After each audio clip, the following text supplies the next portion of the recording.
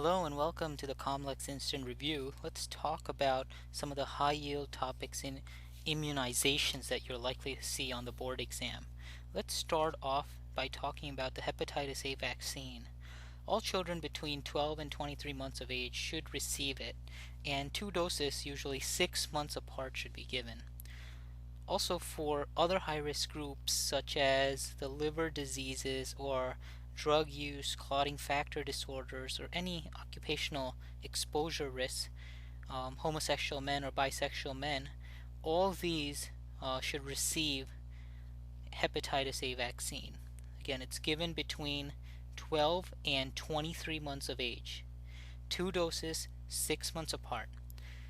Keep in mind, if a patient develops hepatitis A and you're thinking about post-exposure prophylaxis, and if they're unvaccinated, then a single IM dose serum immune globulin should be given ASAP, but not since greater than 2 weeks of exposure. So that's the key here. If they're infected and they don't have any previous vaccination, then you should give the patient the IM serum globulin ASAP, but not after 2 weeks. So 2 weeks is the cutoff point.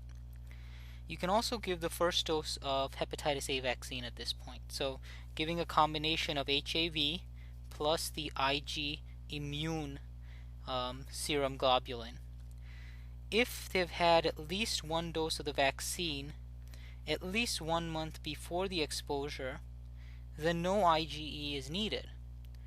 Now let's recap that. If the patient has had at least 1 dose of the vaccine at least 1 month before the exposure, you do not give the patient the IgG. You can still look into exactly when they received the vaccine, but again, if it's less than 1 month before, then you don't really have to give the IgG component. That was a review of hepatitis A vaccine. Please visit comlexflashcards.com for additional board review lectures, and good luck.